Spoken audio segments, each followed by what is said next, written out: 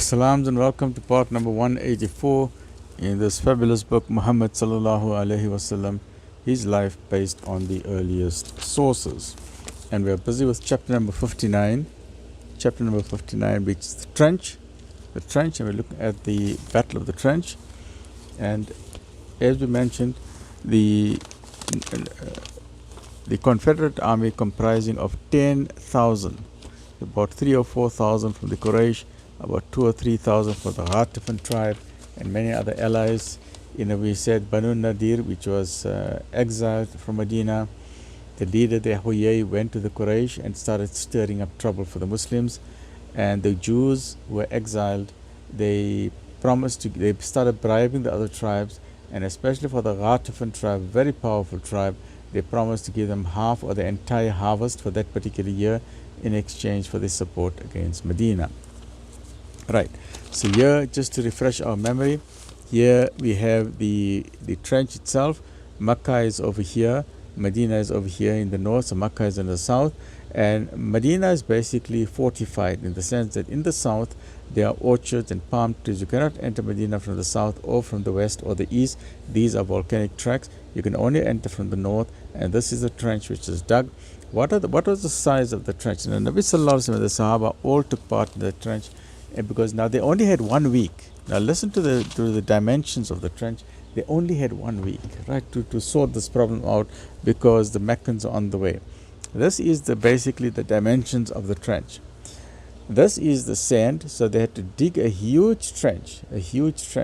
The size of the trench was 5.5 kilometers long, say about 6 kilometers long, right around entire northern face of Medina. About 5 to 6 kilometers long. How deep was it? It was 4 to 5 meters deep, very deep. And the reason, now you can imagine a grave is only 2 meters deep. So this was about 3 times the depth of a grave. So those of you who have buried your near and dear ones in a grave, when you stand inside the grave, the grave is so deep. Your head, you can't take your head out of a grave. It's too deep. A grave is 2 meters deep and about 1 meter wide, right? Now here, Prophet ﷺ had to dig a grave that is 4 to 5 meters deep, and they had to have it so deep because if a horse goes in there, the horse must not be able to jump out, and a camel and a horse are very high, so they had to have a very deep trench. So if a horse goes in there or a camel goes, it must basically be a grave for a horse. That's how deep it was, very deep. How wide was it? It was 9 meters wide, 9 meters. Which is about 27 to 28 feet. If you go into your house, your average size of a bedroom is 3 to 4 meters. Say your bedroom is 3 meters. So if you can think 3 meters by 4 meters, about 3 bedrooms side by side, like half the length of your house, 9 meters wide. That means if a horse, if someone say Khalid bin Walid or Ikrama, one of the enemies are coming, they're galloping on the horse, will they be able to jump this distance? They won't be able to jump it. And I was very curious. So I went into these equestrian magazines and articles, and I tried to do some research to say, why was this particular figure taken as 9 meters? How did they know? And so I looked at it, and here's what this equestrian statistics show. That the longest horizontal jump by any horse in the world record for a horse has been 9 meters. So a horse cannot jump more than 9 meters. And I found this very clear. How did Nabi Sallallahu Alaihi Wasallam know this 1400 years ago, that a horse cannot jump more than 9 meters? Only one horse in the world has managed it, and that was in the August. So the longest horizontal jump, the longest jump by any horse in the world, only one horse managed to do it in August 1975, and the name of that horse is called something. So the name of the horse is called something. I'm absolutely amazed. How did Nabi Sallallahu Alaihi Wasallam, how did Salman al-Farsi, how did they know that a horse cannot jump more than 9 meters? So they did this 9 meters, a horse won't be able to jump. And what do the experts, the horse equestrian experts, they say? On average, horses are able to jump 3 times their length. So the length of a horse, the horse cannot jump more than 3 times that length. And these are for expert horses who have been trained in jumping and show jumping, right? So given the fact that a horse is on average 7 foot 9 inches or 7 foot 8 inches in length on average. This would allow for a jump of 23 feet, 22 feet or 23 feet. That means a horse would cover about 7 to 8 meters. So a good horse will be able to run, will come 7 meters. Even if a horse manages 8 meters, that horse at the Battle of the Trench, the horse will just come 8 meters and it will fall down. Absolutely amazing. Look at the intelligence of Nabi Sallallahu Alaihi Wasallam. Look at the intelligence of the people. How did they know, without this data, that a horse cannot jump more than 9 meters? So subhanAllah, it was a trench that was very, very long, 5.5 to 6 kilometers. Now think of 6 kilometers. Think of digging a hole in your garden. Just take your garden as an example. Can you dig a hole that's 9 meters wide, like a depth of like a length of a swimming pool? You're going to make it 5 meters deep, deeper than a swimming pool, and you're going to make it 6 kilometers long. You know, you need tractors and you need all sort of heavy duty equipment. Here the Sahaba with minimal equipment. They were not trained laborers. They were not artists. They were not construction workers. They said, no, we have to do it. It's a must. And so this is a lesson for us to learn. So there's a lot of lessons you're going to learn from the Battle of the Trench, and we will share these lessons. One of those lessons is that the news came to Medina very suddenly. Abbas radiallahu anhu sent out a message because the army had gathered, and Abu Sufyan with his army, 5,000 from Abu Sufyan, another 2,000-3,000 from Ghatafan, another 3,000-4,000 from the other tribes. So 10,000. So by the time the army was marching out of Mecca, Abbas bin radiallahu anhu sent a message to Medina, and Nabi Sallallahu Alaihi Wasallam got the news, but so it'll take 14 days for the 12 to 14 days for the army to get to Medina. And Nabi Sallallahu Alaihi Wasallam, by the time he got the message, 4 days have already gone. So he only had about 1 week to get things sorted out. So this is a lesson in life. Sometimes you are faced with an emergency, right? You can't say, oh, I wish I had more time, or I need time to rest. You can't have procrastination. You can't have procrastination. You can't say, no, I'm busy with other things. I've got so many other things to take care of. No, this is an emergency. So now the entire community must rally to the call to say, right, okay, we need to start digging. We need to first find a solution. They found a solution to dig a trench. Now they say, let's get going. Second lesson, you can't now complain, oh, I don't have a shovel, or I don't have a pickaxe, I don't have this. You can't complain. You take whatever minimal resources that you have. You can't say, I wish I had a drill, I wish I had a plier, I wish I had a hammer. You can't do that. And you say, whatever resources I've got at the moment, I will take it, and we will make sure we're going to dig the trench, because digging of the trench is essential for our survival. And number 3, we say tawakkal to Allah. We put our faith in Allah. And tawakkal to Allah is going to go throughout this whole thing about the Battle of the Trench. So one lesson we're going to learn from the Battle of the Trench is tawakkal to Allah, putting your trust in Allah. But, very important, Nabi Sallallahu Alaihi Wasallam didn't say, you know what, let's stay, it's okay, no problem, Allah is with us, no problem, they can't touch us, tawakkal to Allah, they can't touch us. No. And some people, unfortunately, today, even some of the youngsters and some people, even whatever the age group is, they have this wrong concept. Nothing is going to happen, man. Nothing is going to happen. What kind of intelligence is that? That's not the way a Muslim thinks. A Muslim has got to make the effort. Make your maximum effort. Yeah, Nabi Sallallahu Alaihi Wasallam is showing, he's making the effort. No one can touch him. Jibreel Alayhi Salam can destroy everybody. But Nabi Sallallahu Alaihi Wasallam is teaching us that when you are faced with a difficulty, don't say, man, just say tawakkal to Allah. Nothing will happen. I've had people like this, and from a medical point of view, I find it very sad. We had people at the time of COVID, they say, what, we don't need vaccine. Nothing will happen. Just say Bismillah and nothing will happen. Please, for heaven's sake, if you're not educated, if you haven't gone to medical school, if you haven't dissected the human body, don't talk from your mouth things that you don't know, because you are deceiving other people. And other people are getting sick because of your ignorance. As Muslims, we must not be ignorant people. Islam says we must be educated people. So if you don't know about science and medicine, leave it to the professionals. That is why, unfortunately, in some Islamic countries, Pakistan, Afghanistan, other places, Muslims are not taking vaccines. And they're not even taking a simple thing like polio vaccine or measles and mumps. And we're getting Muslim children who are growing up crippled from polio. All it takes one or two drops under your tongue and you don't get a crippling disease. Why are we allowing our ummah to be crippled children? For what? Because we are ignorant? Because some, I'm not saying all the ulama, some ulama are saying haram, haram, haram. Make tawakkul to Allah, make tawakkul to Allah. But is that your child? Why are you allowing other people's children to have a disease that can be prevented? Allah, the hadith says so every disease has a cure except for old age. Although it's not part of the hadith, I'll say there's no cure for stupidity. Sometimes I get so upset that we've got the intelligence, we've got the treatment, and then we say things that we don't understand. We say, no, tawakkal to Allah, nothing will happen. Nabi Sallallahu Alaihi Wasallam taught us, and there's a lesson we learn from the Battle of the Trench. Tie your camel, then say tawakkal to Allah. Because famously, one day Nabi Sallallahu Alaihi Wasallam gave a talk about tawakkal to Allah, a fabulous talk. He said, you must put your trust in Allah, rely on Allah for anything you want. Put your trust in Allah, nothing will happen, right?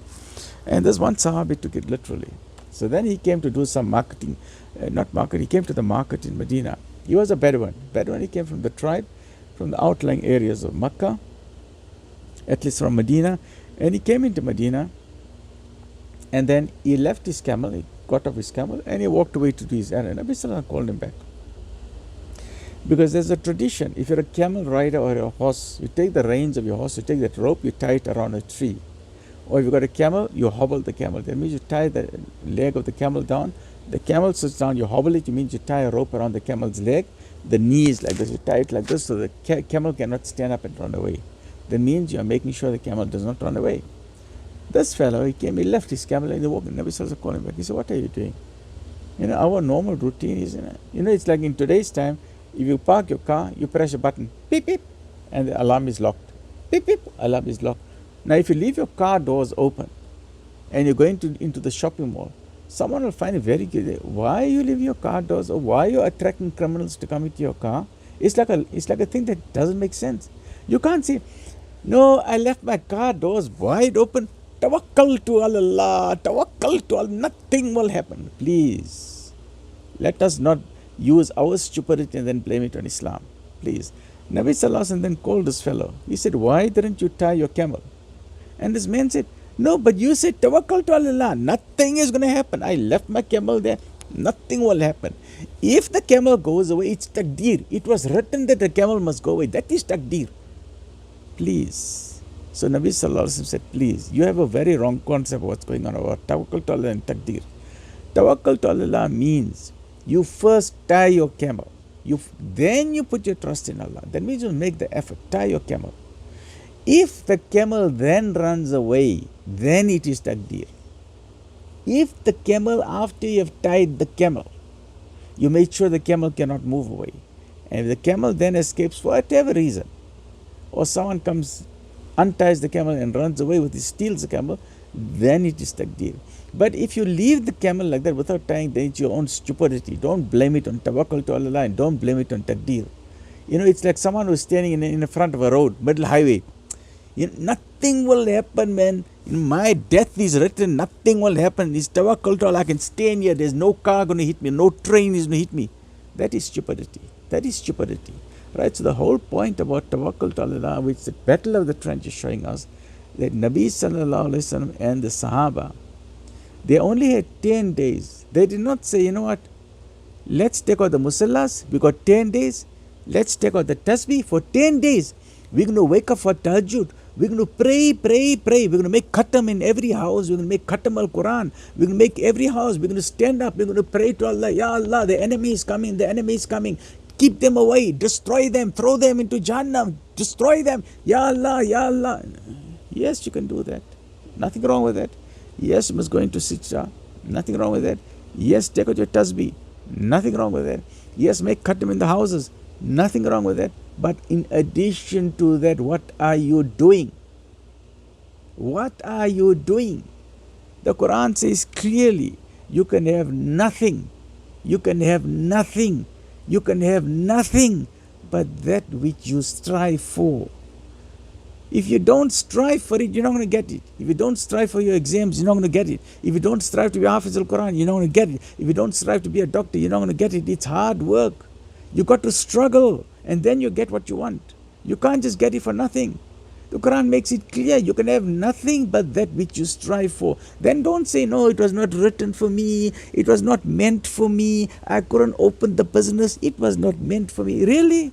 Did you really put in the effort to open that business? Yes, there's problems in your business. Did you really make an effort for your career? Did you really struggle to find your customers? Customers are not going to just walk into your house. I mean, if you open up a business, why must customers come to you? For what? You've got thousands of competition. Why must a customer decide to come to you? Why? So please, if your business is not doing well, ask yourself a question. There's something you are doing wrong. Maybe your price is not right. Maybe your quality is not right. Or maybe your marketing. Now, I was executive director of marketing in the hospital. And you cannot get patients, you cannot get customers if you don't do marketing. You must do marketing. Tell the world you exist. So if your business is low, if your business is not growing, ask yourself, how can you attract customers? Open up your pamphlet, design adverts, go out to the communities, tell the businesses, advertise on social media, advertise in the newspaper, advertise on television, advertise on the radio. You must market your business. You must market it. That's how you're going to succeed in your business. Customers are not going to walk in. It means make an effort. So the Battle of the Trench is teaching us a fabulous, fabulous lesson. Fabulous lesson. That means make an effort. Dig the trench. Dig the trench. Take all your precautions. Then, if they cross the trench, then you say, then it is taqdeer. So you first dig your trench. Then you pray to Allah. Then you say tawakkul to say, Ya Allah, I've done everything I could, Ya Allah. I can't do anything more. I have been sweating, Ya Allah. This is the best idea that I've got, Ya Allah. I've spoken to everyone. I've spoken to my friends. I've spoken to my family. They said this is the way to do your business, or this is how I must cook my recipe, or this is the way I must plan my wedding. Ya Allah, I've done everything, Ya Allah. Now I say tawakkul to Ya Allah. Now I'm praying. I'm putting my head on the ground. I'm praying to you. Now I need your help, Ya Allah. Now I'm making tawakkul to Allah.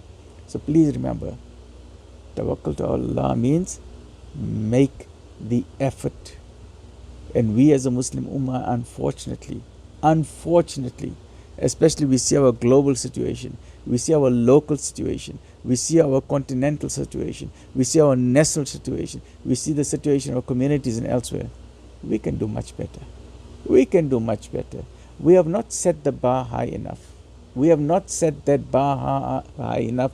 You must sweat, you must struggle, you must strive. You must take every ounce of the time that you have, squeeze the juice out of life to say, I've got to do it, no matter what your pain is, no matter what your difficulty is. Don't let that slow you down. You say, I've got to do it. The battle of the trench. We got to dig that trench. We got no choice in the matter. We cannot say, tawakkal to Allah. No problem. We are in Medina. Nobody can touch Medina, because in the hadith it says, no one can enter Medina, so we are protected. No, they did not say that. They said the Malaika can come and help us. Yes, the Malaika helped them at the Battle of Badr. And if Nabi Sallallahu Alaihi Wasallam prays and he says, Ya Allah, I don't want to dig a trench, just send Jibreel Salam, send the Malaika on the mountain, just destroy it. Allah could have done it. But what lessons would we have learned from that? Nothing. I mean, if I and you pray for Malaika, I mean, why must Allah send Malaika for us? Yes, the Malaika, they are all the time helping us.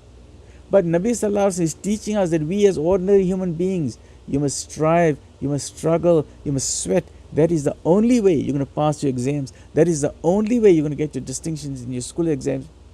That is the only way you're going to become a Hafiz al-Quran. That is the only way you're going to become a doctor, a scientist, or a lawyer, or accountant, or a calligrapher, or an artist, or a fabulous chef. You must strive hard and you must work hard. That is the lesson for today. So we have just started the Seerah on the trench itself. And please remember, at the time of the trench was being dug, it was famine in Medina.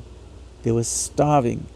They were hungry. And there's some miracles we're going to talk about as well. Stay well, look after yourself. I love this part because now we're getting to the meat. We're getting to the meat of it. You know why? This is the last time that the enemy, the Quraysh, will ever dare come to Medina again. This is the last time. Khalas, finish. After that, they're not going to come again. Stay well, look after yourself. Alhamdulillah.